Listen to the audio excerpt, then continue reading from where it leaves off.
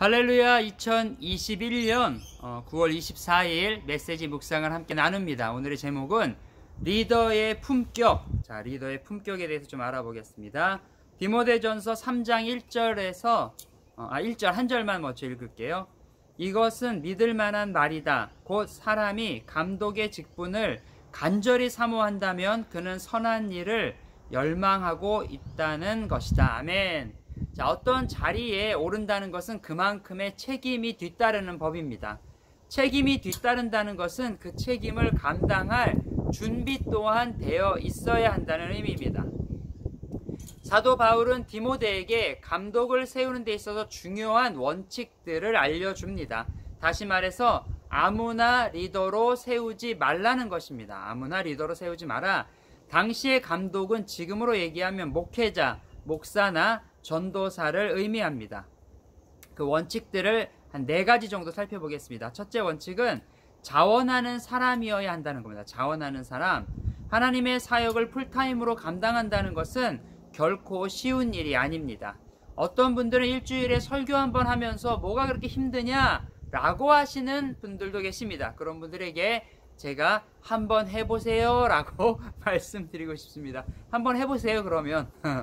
자, 목회는 다른 일들과 마찬가지로 전문직입니다. 목회는 여러분 전문직입니다. 교인들의 영적인 상태를 살피는 영적인 의사가 되어야 합니다. 또한 믿음의 성숙을 위해서 필요한 지식을 가르치는 교수의 역할도 해야 합니다. 이뿐만 아니라 삶의 문제를 함께 나눌 수 있는 상담가도 되어야 하고 무엇보다도 성도를 위해서 기도하는 기도자의 역할을 감당해야 합니다. 이런 여러 종류의 일을 복합적으로 하는 것이 바로 목회라는 직업입니다. 그런데 이런 직업을 본인의 자원하는 마음이 없이 한다면 얼마나 괴롭고 힘이 들겠습니까, 여러분? 얼마나 힘들고 괴롭겠습니까? 그렇기 때문에 목회자는 반드시 자원하는 마음이 있어야 합니다. 누가 부모가 시켜서, 누가 친구가 시켜서, 아니면 와이프가 들볶아서 이렇게 해서는 절대 안 된다는 거죠. 둘째 원칙은 섬김을 좋아해야 합니다. 자, 예수님께서 말씀하셨습니다. 주는 사람이 받는 사람보다 더 복이 있다. 이 말씀이 믿어져야 합니다. 주변의 사람들에게 나누는 것을 좋아해야 하고요. 특별히 나그네 대접하기를 기뻐해야 합니다. 자, 셋째 원칙은 뭡니까? 절제할 줄 알아야 합니다. 절제. 자유는 절제가 있을 때 더욱 빛이 나는 법입니다. 절제하지 못하는 자유는 반드시 문제를 만들어냅니다. 술을 즐기지 않아야 하고요. 폭력적이지 않아야 하고 돈을 사랑하지 않아야 합니다. 왜냐하면 이런 것들이 목회자를 무너뜨리기 때문입니다. 이런 것들로 무너지는 목회자들이 너무나 많기 때문입니다. 마지막의 원칙은 가정을 잘 돌보아야 합니다. 설문조사에 따르면 폭력적인 남편의 직업 순위 1위 의사, 2위 목사라고 합니다. 자, 개인적인 스트레스를 집안에서 많이 풀기 때문입니다.